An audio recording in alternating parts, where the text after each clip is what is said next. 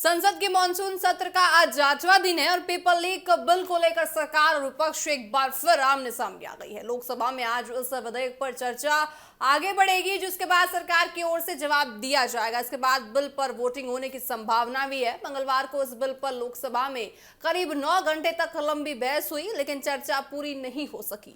विपक्ष ने आरोप लगाया कि सरकार जल्दबाजी में कानून ला रही है, जबकि सरकार का यह कहना है कि ये कदम पेपर लीक रोकने और परीक्षा व्यवस्था को मजबूत करने के लिए जरूरी है। अब नजर देखिए आज के जो सदन चल रहा है उस पर है। लोकसभा की कार्यवाही पर पूरी हुई टिकी हुई है। देखना ये होगा कि पेपर लीक बिल पर सरकार के जवाब के बाद सदन में क्या रुख होता है। आइए आपको ले चलते हैं सीधा लोकसभा और राज्यसभा में सदन में आखिर क्या कुछ हो रहा है। आइए आपको दिखाते हैं। उचित नहीं है।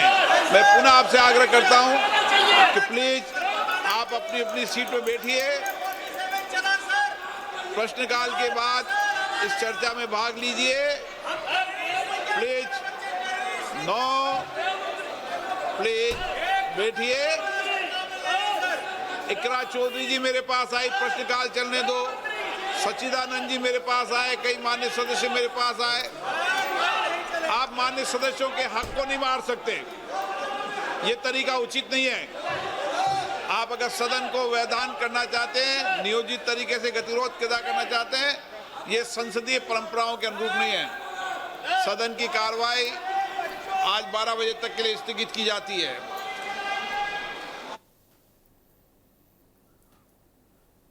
आपने साफ तौर से सुना कि सदन की कार्यवाही अब फिर 1 घंटे के लिए स्थगित कर दी गई है, यानी कि अब 11 बज रहे हैं, 12 बजे तक के लिए स्थगित कर दी गई है। तो देखिए लगातार स्थगित का दौर जो है मानसून सत्र में लगातार जारी है। देखा जाएगा कि क्या कुछ होगा। आइए आपको अब ले चलते हैं राज्यसभा की ओर, क्या कुछ हो रहा है आपको दिखाते हैं। And resolves that the House to proceed to elect in the manner as directed by the chairman 2 members from amongst the members of the House to the said joint committee to fill the vacancies. Thank you, sir. The motion moved. Those in favor will please say aye. Those against will please say no. I think the ayes have it, the ayes have it, the ayes have it. The motion is adopted.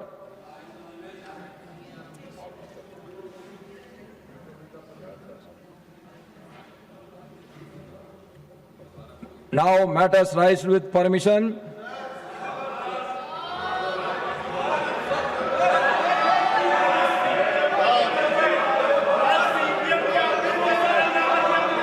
You all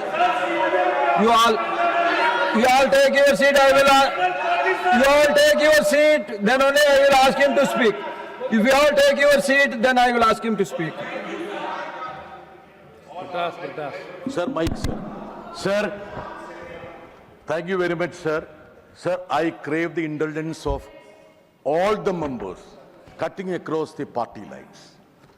This is not a partisan issue, it's a bipartisan issue. Sir, we have a parliamentary democracy based on multi-party system. Yesterday, an unfortunate incident happened.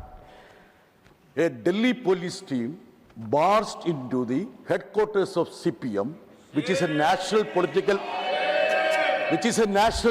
party. You know that, sir. Camera not showing, sir. Why are they camera playing like this? No. You address to me. Look. You address to me, Sir. You address to me. Sir,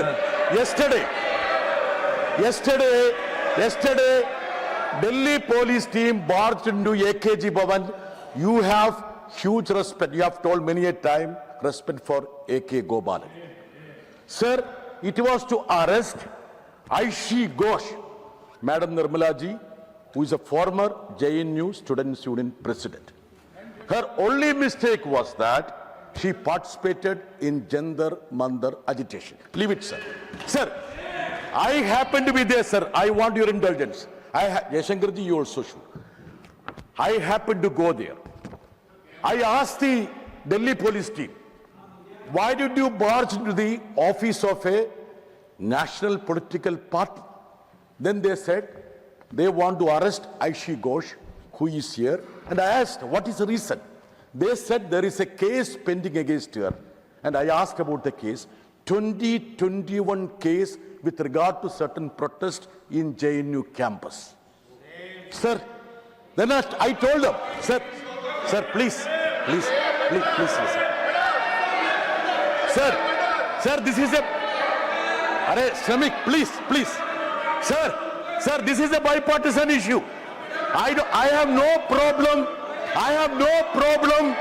in Delhi police.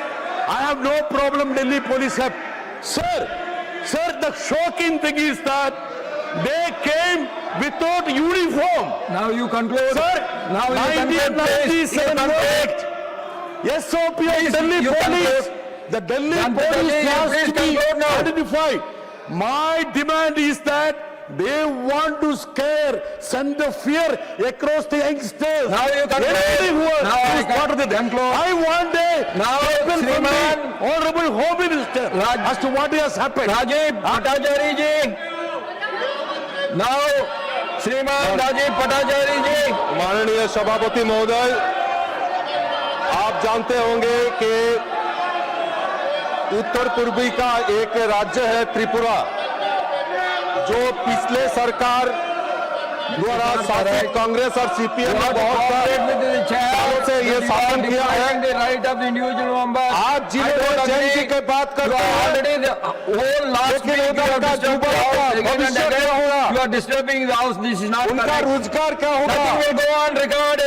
उनका क्या साधन क्या होगा रोजगार का? ये कांग्रेस और CPM का सरकार रहते हुए भी त्रिपुरा की युवा का कुछ सुधार नहीं हुआ। और 2014 से आजादी की बाद से मोदी सरकार बनने के बाद उत्तर पूर्वीय क्षेत्रों में खास करके त्रिपुरा की आम जनता हो, जनजाति क्षेत्र हो, मोदी जी ने विकास का कोई कसर नहीं छोड़ा।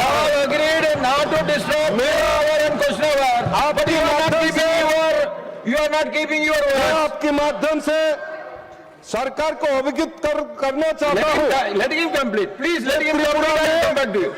30% जनजातीय क्षेत्रों का जनजातियों का बास है। इसमें मोदी जी द्वारा skill India mission, digital India, stand up India, प्रधानमंत्री जातीय आदिवासी नव अभियान, राष्ट्रीय आधार,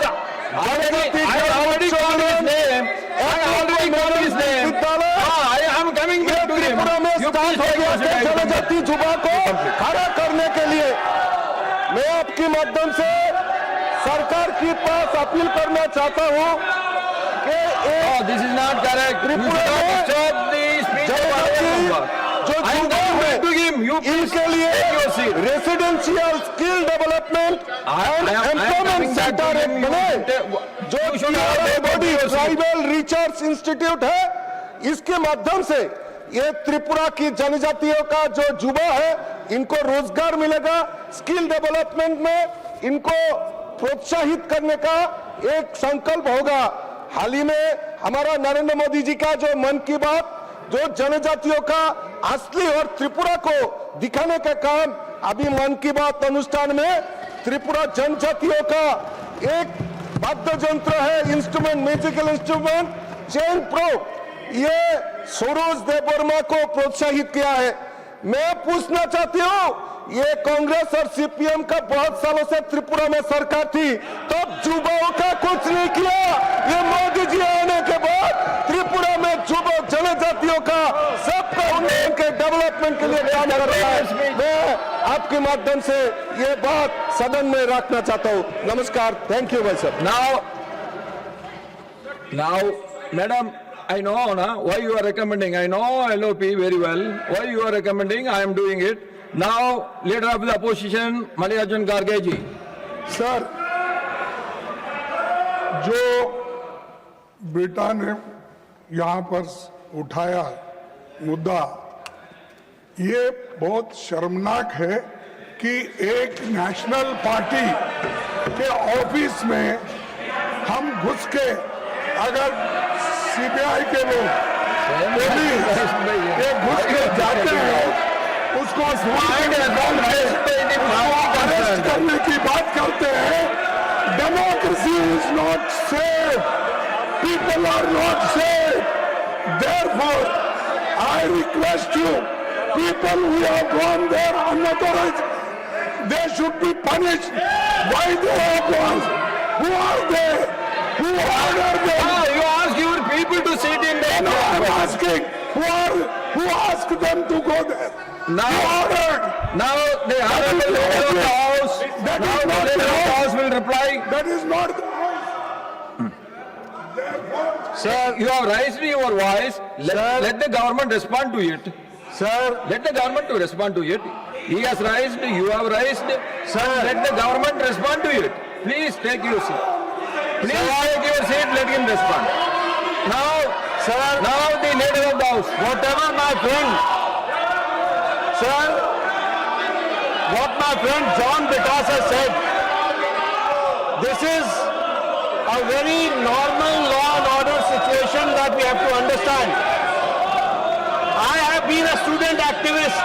I have been arrested many times from the classroom in emergency days when Congress party was ruling. I have been arrested.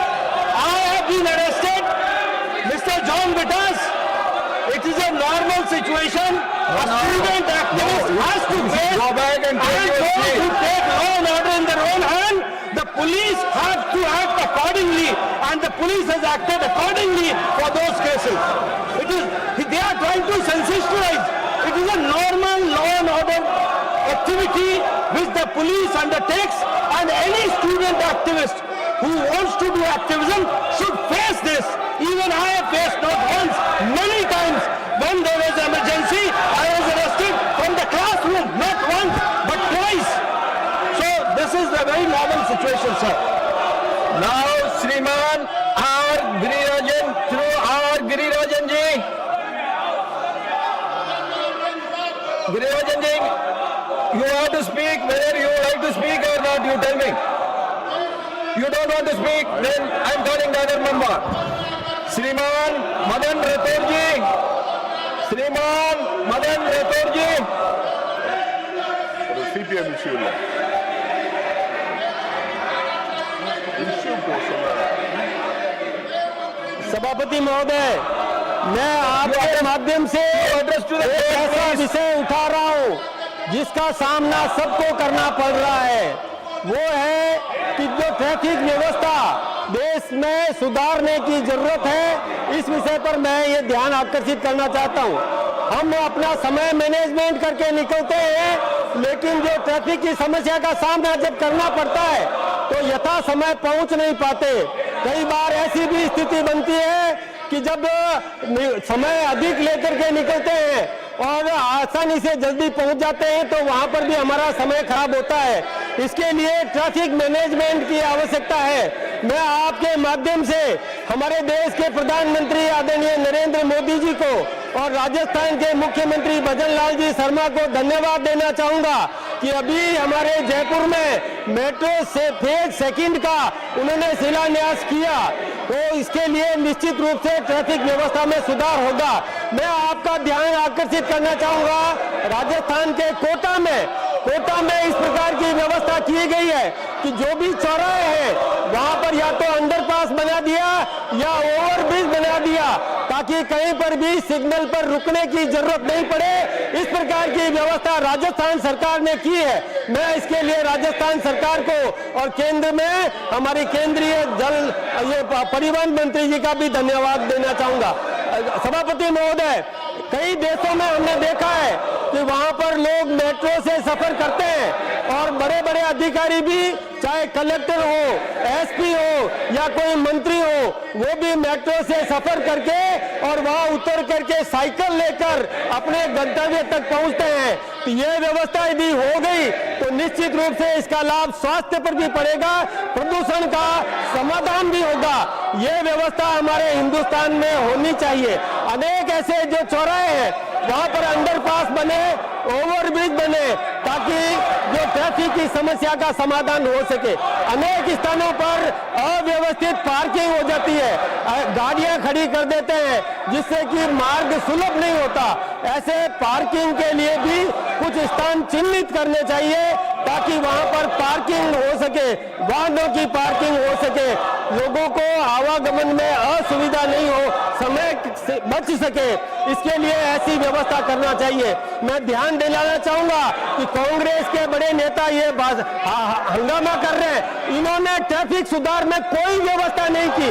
Rajasthan में भी कांग्रेस की सरकार रही है, देश में भी इनकी व्यवस्था रही है, लेकिन इन्होंने कोई सुधार की दिशा में कोई काम नहीं किया और आज वो हम भुगत रहे हैं। यदि कांग्रेस के नेता पहले जो स्वीकृत था उस प्रकार से यदि अंडरब्रिज, ओवरब्रिज बना देते तो यह समस्या नहीं होती। देजवीर सिंह जी, नाउ श्रीमान Dejveer Singh ji. Thank you sir. सरकारी विद्यालयों के खेल मैदानों के संरक्षण एवं एक विद्यालय एक खेल मैदान अभियान की आवश्यकता। माननीय सभापति महोदय, मैं आपके माध्यम से सरकार का ध्यान उत्तर प्रदेश सहित देश के सरकारी विद्यालयों में खेल मैदानों के तेजी से घटते क्षेत्रफल और उनके संरक्षण की आवश्यकता की ओर आकर्षित करना चाहता हूं। माननीय प्रधानमंत्री श्री नरेंद्र मोदी जी के नेतृत्व में खेलो इंडिया, फिट इंडिया मूवमेंट तथा राष्ट्रीय शिक्षा नीति के माध्यम से खेलों को शिक्षा का महत्वपूर्ण अंग बनाया गया है। सरकार का उद्देश्य स्वस्थ, अनुशासित और आत्मनिर्भर युवा शक्ति का निर्माण करना है, किंतु अनेक सरकारी विद्यालयों में खेल मैदान अतिक्रमण, अव्यवस्थित निर्माण अथवा अन्य उपयोगों के कारण वो समाप्त होते जा रहे हैं। परिणाम स्वरूप लाखों विद्यार्थी खेलकूद और शारीरिक गतिविधियों से वंचित हो रहे हैं, जिससे उनके सर्वांगीण विकास और खेल प्रतिभाओं के उभरने पर प्रतिकूल प्रभाव पड़ रहा है।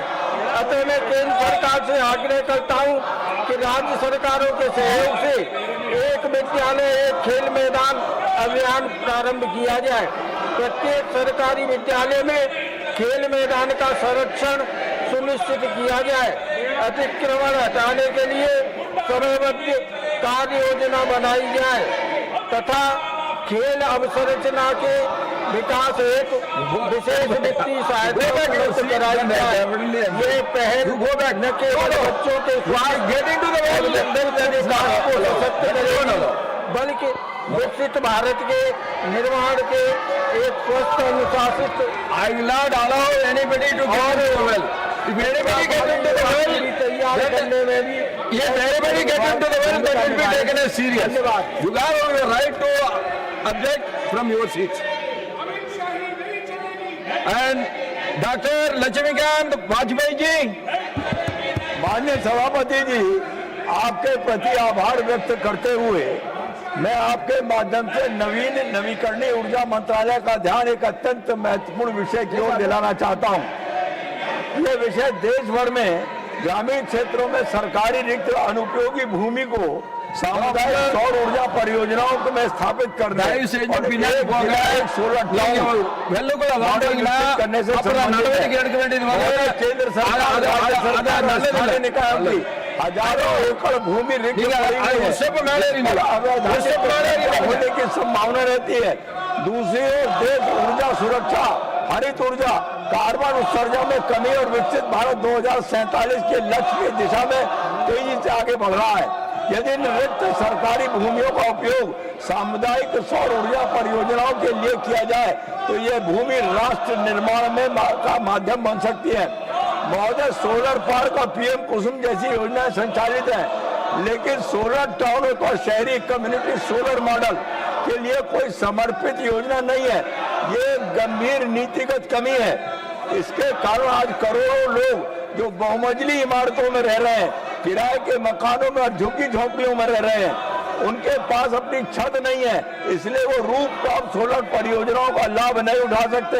क्या स्वच्छ और सस्ती ऊर्जा केवल उन्हीं नागरिकों का अधिकार है जिनके पास छत उपलब्ध है? विश्व के अनेक देशों में कम्युनिटी सोलर मॉडल को सफलतापूर्वक अपनाया है। भारत भी इस दिशा में नेतृत्व कर सकता है। मैं सरकार से आग्रह करना चाहता हूं, रिक्त पड़ी भूमि का सर्वेक्षण करा के राष्ट्रीय सामुदायिक सौर ऊर्जा मिशन की स्थापना की जाए।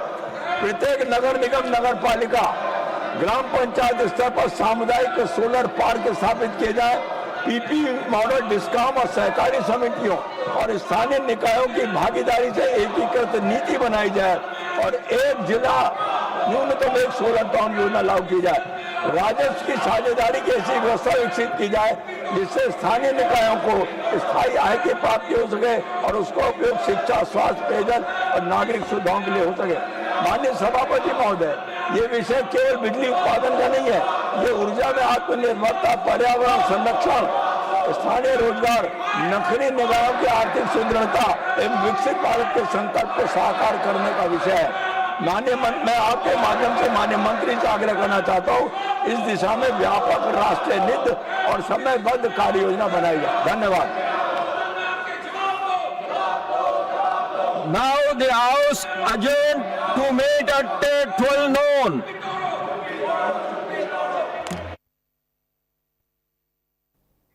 आपने देखा लोकसभा की देखिए कार्यवाही 12 बजे तक स्थगित हो गई है। कुर्सियां नहीं, आधे घंटे के भीतर वापस लोकसभा लौटेगा, लेकिन राज्यसभा की कार्यवाही आपने देखी लगातार। जेपी नड्डा ने भी बयान दिए और मल्लिकार्जुन खड़गे ने भी क्या कुछ कहा, हमने आपको सुनाया। तो देखा जाएगा कि लोकसभा की कार्यवाही जब होगी तो किस तरह से बिल पेश होता है, और कहा जा रहा है कि अमित शाह इस बिल को पेश करेंगे। तो देखा जाएगा कि 12 बजे की लोकसभा की कार्यवाही में क्या कुछ देखने को मिलता है।